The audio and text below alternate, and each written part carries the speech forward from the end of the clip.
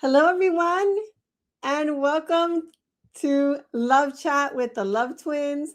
I am going to get myself centered over here. And also, I apologize in advance if there's some technological issues. I was having trouble logging on, and my live streaming has not been working well all day. So, we're just going to say a quick prayer that everything works perfectly for the next 25 or so minutes so that we can have this beautiful conversation that we get to have tonight.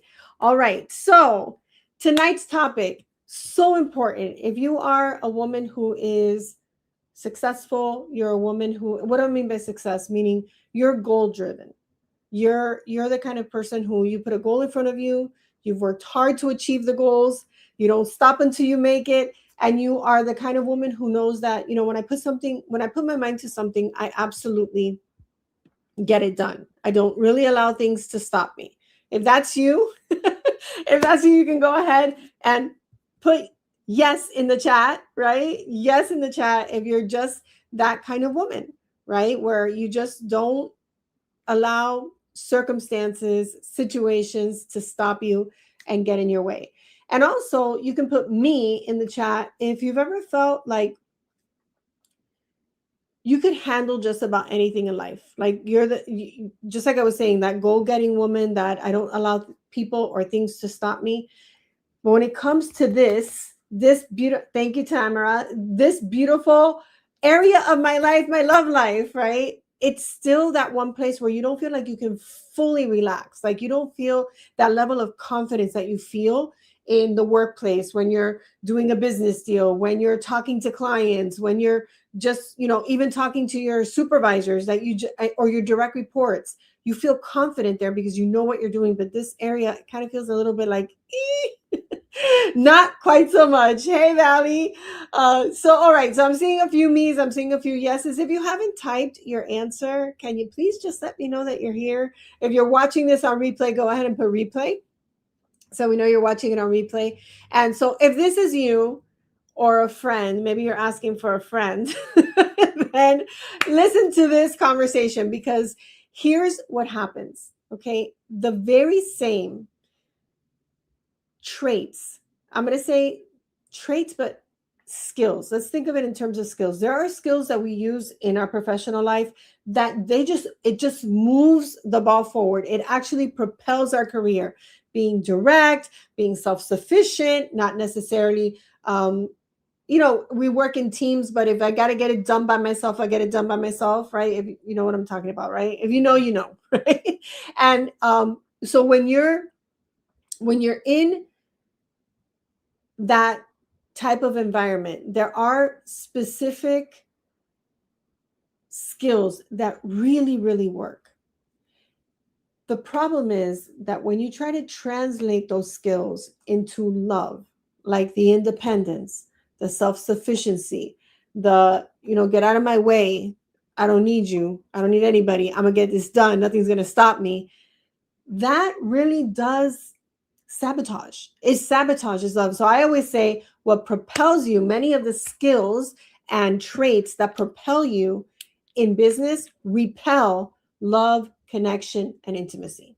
Now, does that mean that you have to be one person over here and one person over there? Absolutely not, because I'll tell you right now, if I have to be two people, if I can't be who I am, the woman that I am, then you don't need to be with me, right? You don't need to be my friend. You don't need to be my client. You don't need to be my husband, right? Who's right next door. So I want to be able to be myself. It's not about not being who you are. I'm talking about the actual skills and the traits that you use at work that really, really work well there. They just don't translate. It really doesn't translate to love and relationships. And it's not that you're not intentionally wanting to sabotage. Until I knew this, look, we're just going to talk real here, right? Because it's Real Talk Tuesday. Until I knew that I was being controlling and disrespectful and dismissive of my husband, I didn't know. What does that mean? I was in a complete and total blind spot. I didn't know that when I was still being in my masculine, get it done, no holds barred, get out of my way beingness, that it was sending a message to my husband that I didn't need him, didn't want him, and I was better off without him. I didn't know that. If I would have known that, do you think I would have been dismissive or disrespectful? And now I didn't think I was being dismissive and disrespectful. I was just getting things done, being honest, being my truth. It wasn't translating. And what was happening was, here I had this beautiful, like, honestly, my marriage to my husband was an answer to prayer, an answer to dreams. I had lost my first husband. He passed away when I was 27 years old. And I really thought I was never going to find love again. And here I meet this amazing man. We fall in love, whirlwind romance. We're married. This is why the average woman who works with us, she does meet her husband, her future husband, in between 3 to 9 months of working with us, because that was me, right? I started to do this work. 4 months later, I met this man, and we've now been together almost 27 years. In July will be 27 years that we've been together. And yet, 6 years into our relationship, we were barely talking. And when we talked for more than 5 minutes, it was an argument. I didn't know that I was being disrespectful, controlling, and in my masculine energy. I can be, and now I'm not rude and controlling in my business, right? And if I ever am, I will clean that up with anyone on my team or a client. But it was just the traits, that way of just being. When I say fully in my full masculine, it's here's what has to happen. Here's how you have to do it. Here's by when. Here's how I want it. And here's what the consequence will be if I don't get it, right? No man wants to be managed like that. And I didn't know that I was doing that with my husband. And I thought that I was being very supportive, and I thought that I was being very helpful, but he was not asking me for my help or my advice or my suggestions. So it was unsolicited advice, and it was killing intimacy, connection. I mean, this was a man who couldn't keep his eyes or his hands off me, and he was barely looking at me and turning up the remote when I was talking, which I was calling it talking, and really what I see now, that it was nagging. But I didn't know. So why am I telling you this? Because when you don't know, your brain will be telling you, I don't do that. I don't do that. I'm not disrespectful. I'm not like that. Until the day I saw myself in the mirror. I actually heard myself, and I was like, what the heck is that? Because that is not the woman that I want to be. So again, I just want to say, because I know I'm talking to you and the little voice in your head, that I am not saying that you have to be one person in business and one person in your love life. You are the woman that you are. It's the skills and the traits that you are using in business that are not translating over to love. All right. So if you are hearing me and you're understanding what I'm saying, when I'm talking about being in that full masculine mode in a relationship, where it can come across as controlling, as telling the man what to do, not letting anybody get close. I got to finish this. I just got to do this. I need my space. I need my time. I don't need you. Even if you're not saying those words, please go ahead and write. Let me see. I want to put another word, because we already said yes and we already said me. Put M for masculine. Like, it's okay. I'm not saying you're a masculine woman. I'm saying there's masculine traits, masculine tendencies, masculine ways of being. It just doesn't work, right? Now, here's the thing. I am also not saying that you have to be a damsel in distress, totally helpless, and not being able to use the brain, the intellect, the skills that you have that make you super powerful and successful at all. I'm not saying that. What I'm saying is, when you've got the hyper independence, it sends a message in love and relationships specifically. I don't need you. Now, I don't need my husband, but I absolutely positively love having him in my life. I don't need somebody to make me a cup of coffee in the morning, every single morning, exactly the way I like it, in a way that I cannot make it myself, because I try, but it doesn't taste like it, like the way he does. But I don't need him to make me a cup of coffee, and I love that he does. I don't need him to help me pay bills, and I'm glad that he does. I don't need him for me to be whole, and I'm glad that he's part of my life.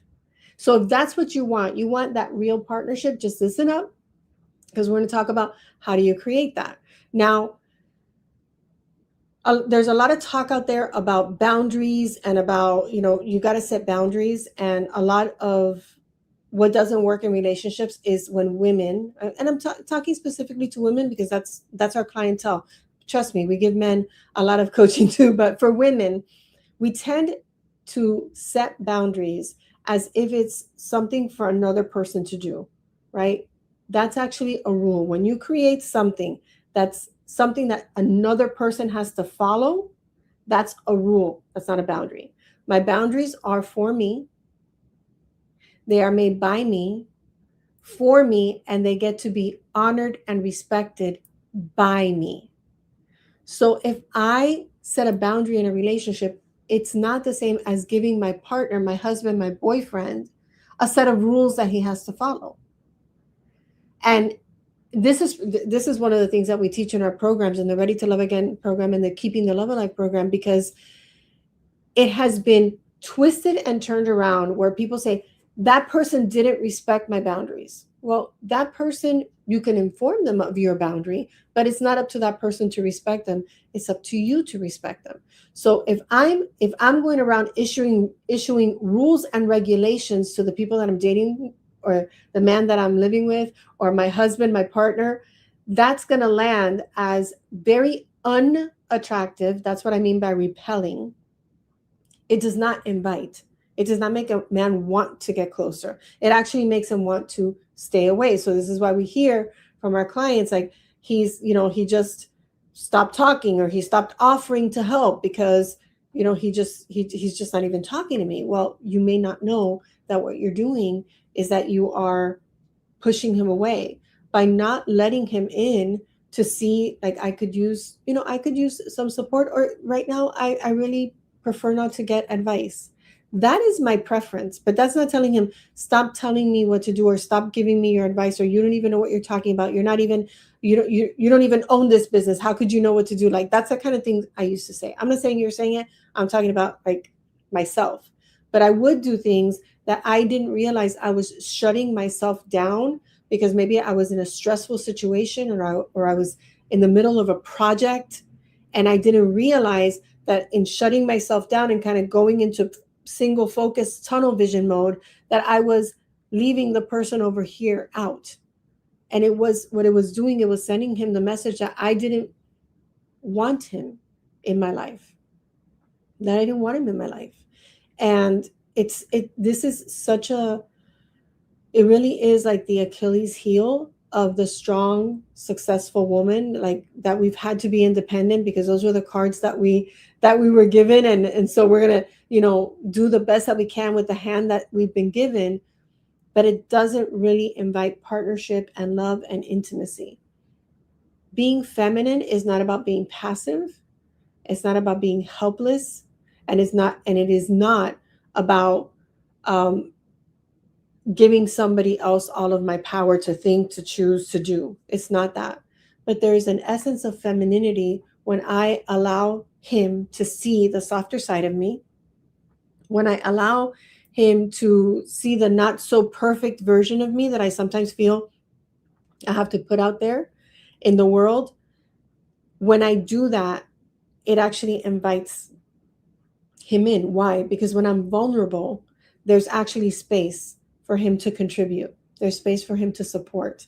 There's space for him to feel like, wow, here's this confident, successful, strong woman, and I get to be part of her life. I get to support her. I get to support. And when I say support, I don't mean financially. It could be that too. I mean, like, just knowing that as strong as I am, sometimes I need to lean on that shoulder and not be the one who's holding everything together, right? Who's just always holding everything together, because most of us who have the tendency to be high powered, goal driven, and highly, high achieving, we're the ones who get the tough cases, right? The impossibilities. Like, here, you do it. I know you can handle it. I know it'll get done, right? I know I'm not talking to myself. I know I'm talking to you, right? We tend to get the tougher workload, right? The heavier workload. And so it's okay in a relationship to say, I don't want to do it on myself, because I don't have to do it on myself. All right. So staying in control at work it's an aspect of leadership. Okay. I'll say it's not everything, because people at work also don't want to be controlled. If you're a real leader, you're creating leaders inside of your company, inside of your organization. But if you're always in control or wanting to be in control of what? Of him, what he does, what he thinks, what he says, what we do, what we plan, what we're going to do, what we're not going to do. If you're always in control in a relationship, it blocks softness, it blocks vulnerability. And you can only have as much intimacy. Like the level of intimacy that you have in a relationship is based on the level of vulnerability that you're willing to have in the relationship. I'm going to say that again, right? I'm going to say that again. The level of intimacy that you can experience in a relationship is given by the level of vulnerability that you are willing to demonstrate in a relationship. Because then you're giving that person access to you.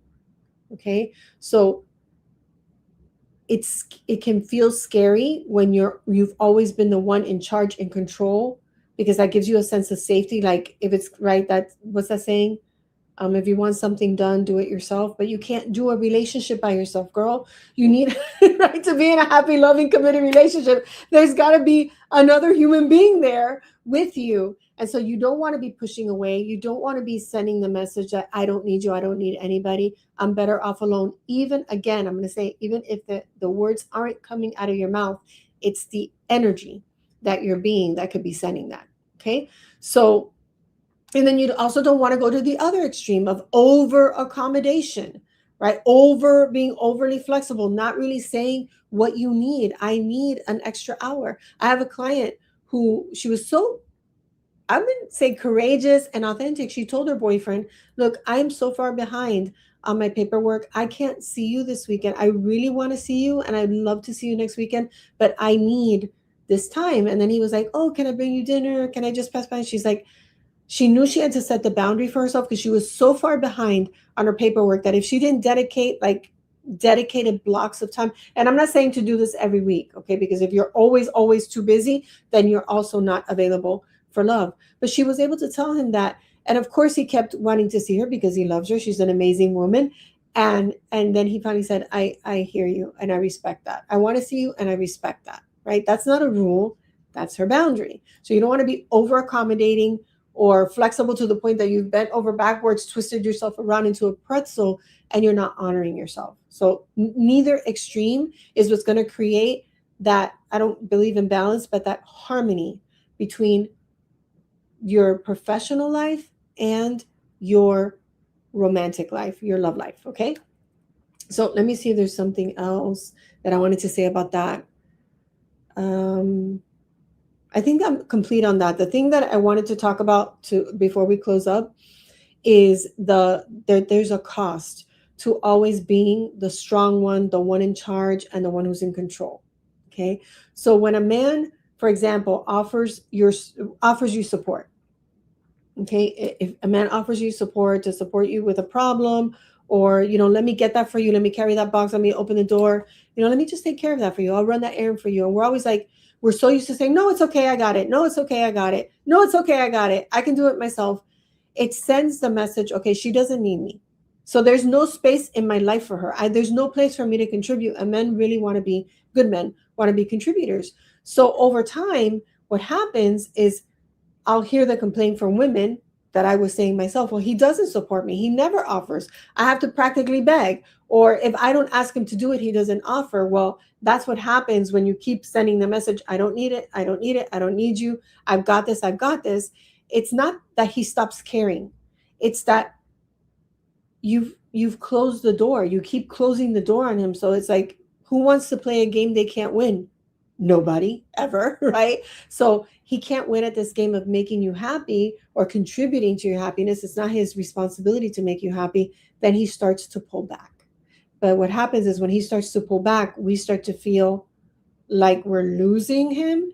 And then that'll either have you push further back, like, okay, well, I don't need you. If you don't need me, you don't want me, I don't need you. Or for those who have the anxious attachment, then you're like chasing after him. And that's also not attractive because it's like, all right, like tone it down.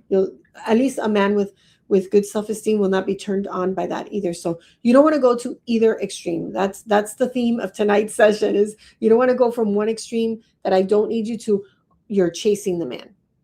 You don't want to go from the extreme that I'm always in control, I'm always the strong one, to I have to be helpless and, a ball of nerves or a ball of tears all the time. You want to be you, and you want to have the strength inside of you to know, when do I switch off the masculine energy and turn on the feminine energy, which is what raises his masculine energy, which then now we're moving towards each other versus bumping up against each other. Okay. So I can tell you from my own personal experience that when I stopped being the one in charge, the one always in charge and always in control, and having to give my stamp of approval to everything in this marriage, and I just started allowing myself to receive my husband's love, to receive his support, to receive his compliments. Even right today, we were on a Zoom call together because he works inside of my company. He's our web designer and everything tech, and he came into my office and he's like, "Why do you have to look?" I'm not saying this to brag. I just thought it was the cutest thing. He's like, why do you have to look so cute on camera? Like, I can't even concentrate. And I was like, thank you. Right. And then what used to happen, another thing that used to happen when we were like this during that, what I call the dark ages of our marriage, at about, 6 years to 7 years in our marriage, was well, actually, I'll say it like this. For 12 years, my husband never apologized to me, ever apologized to me. Like, it wasn't personal. He just never apologized. And today he said something on the team meeting, and I said, I really prefer, if that ever happens again, to to to hear this instead. Like, I didn't like hearing that. I prefer to hear this instead. I wasn't telling him what to do. I was telling him my preference. And he started to defend himself. He's like, well, babe, it's just that. And then he said, you know what? There's no reason for it. You're absolutely right. I'm sorry. And I apologize. He said, I apologize, and it won't happen again. And I was like, he was standing like right behind the monitor that I'm looking at right now, behind my webcam. And I was like, thank you. Double, come here. And we hugged and we kissed. And I was like, thank you for the apology. And thank you for like not defending it. Like, I really feel heard. It makes me feel heard. So that's the kind of partnership. And I'm telling you, there was a day where that didn't exist. So if you haven't been experiencing that in your relationship that you're in now, or in your relationships, I really want you to know that it absolutely can change. All you need to do is learn how to switch off the masculine, step into your feminine, and create a partner. It's like a magnetic energy. We call it your irresistible essence. It really is. He cannot resist it. He cannot resist it, because you're being so open and vulnerable and receptive that he just wants to step in and give you more love, more attention, more affection, so that you don't have to fight for it. So you don't have to beg for it or complain that you're not getting it. Complaining and nagging, it's kryptonite. All right. So, but let me not get distracted from this topic. That's another topic. We're going to talk about kryptonite in another love chat. So we're going to wrap up in with one more thing in just a moment. But if anything that I've said tonight hits home, I've seen some messages like, I've said that, I've done that in the chat, and you want to talk about, you know what? It's not about tell me everything I've been doing wrong, because that's not that's not our vibe. That's not how we operate. It's, what's the thing that you're experiencing in relationships that you're seeing as a pattern, that if you broke that pattern, your love life would be different. Your love life, your experience of love. What do I mean? Your experience of dating, your experience of being in a relationship, your experience of marriage, that changes, that you don't have to be afraid that you're going to repeat that pattern again. If that's something, it's something that I said today is resonating, and you want to stop that pattern, you want to break that pattern of sabotage, then I'm going to invite you to go ahead and schedule a love breakthrough call. Now, the love breakthrough call is not for everyone. And I want to be clear, because some people keep trying to book every single week, and then it just puts us in the uncomfortable position of saying, I'm sorry, you've already had a call before. So if you've already had a call before, you know that there's other ways that you can contact us in the Heart's Desire Sister Circle. You can put a question here in this thread, in this chat. This is for the woman who has never had a love breakthrough call, and you're ready to hear we're going to ask questions about what is it that you're experiencing, what's that pattern that you want to break, and then we're going to look underneath it at what could be creating that, and then we're going to give you very specific steps that you can take to break that. If we feel that it's a fit, we might even invite you to come work with us. But regardless, because you have to be qualified to work with us, regardless of that, you're going to get some really good, not advice, but transformative coaching. So if you've never had a love breakthrough session, if you already had, please do not click on the link, but share it with a friend. You know, you've got at least one girlfriend who could, by the way, share this video somewhere on your device right now. There's a little arrow, right, that says, or a little airplane that says to share this with a friend that maybe the two of you have been like, what the heck, man? We are so powerful and so successful in our careers. And why is it that we're not experiencing that success in love? Go ahead and share this video, and then you can share the link that's just been dropped in the chat. All right, because this is how, if I hadn't gotten the coaching to help me see what I could not see on my own, I don't like to say this because I don't even like to put it into the universe, but I don't believe my husband and I would be married. That was 7 years into our between 6 and 7 years of our marriage. And I just told you we're about to be together 27 years. So it's been 20 years of a completely different romance with the same guy that I used to complain about. All right. So go ahead. And if you're single and you just haven't had that experience, or maybe you had it once and you're wondering, like, what had it end? Why haven't I been able to create that kind of connection with somebody else? And you've never had a love breakthrough call, you can go ahead and click on that link. The spots almost always, just because you see a lot of spots, they're not going to stay there. The minute somebody takes one, it actually blocks off the time before and the time after. So it's going to go, it's going to get be a lot fewer slots. So make sure that you pick a time that works for you. And then there'll be some questions for you to answer so that we're prepared for the call. All right. So one more thing I want to say.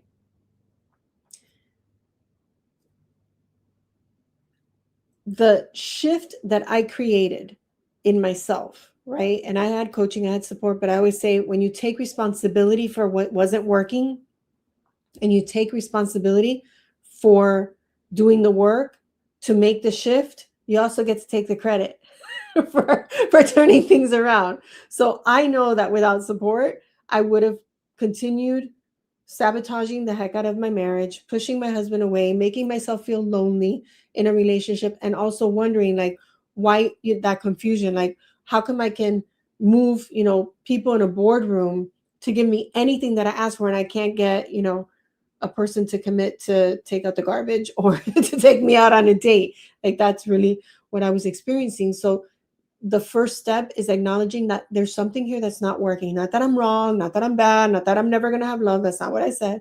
That's something that I'm doing or thinking, and a certain way of being isn't working. What if I shifted that? What could now be possible for me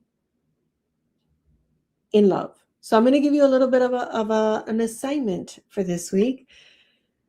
This week, I want you to practice receiving one, and this is it's a practice in vulnerability and femininity. The highest vibrational feminine vibration is receptivity, being willing to receive.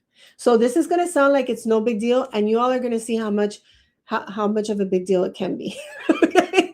So this week you're going to practice receiving one small thing. I want to say one small thing a day, okay? But if that's too much for you, you can do one small thing without deflecting. Without deflecting. What do I mean?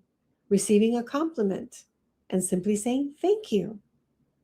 Thank you, with a smile. Like, look the person in the eyes and smile. And you can say, we teach this thank you formula in our programs. Thank you. That makes me feel special. That makes me feel beautiful, however it makes you feel.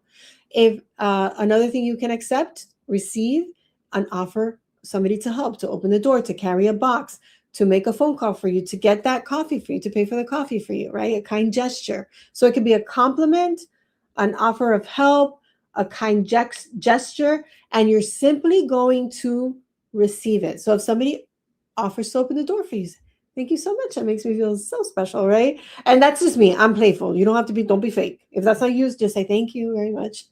I appreciate that, right? That I'm just like, that's just me, bubbly me, right? So here's the thing, no deflection. I'll give you examples of deflection. Oh my God, I've had this dress for 20 years. The person said the dress was beautiful. They didn't ask you, how long have you had that? The appropriate answer to how long have you had that is, I've had it for 20 years, right? The correct answer to how much did it cost you is, oh my God, I got it on sale, right?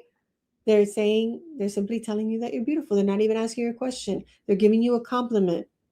Just receive it and say thank you. But eye contact and smile. Eye contact and smile. If a person offers to do something for you, pay for your lunch, hold open a door, carry something for you, do you a favor, you're going to say thank you for holding the door, doing me the favor, making that phone call. It makes me feel supported.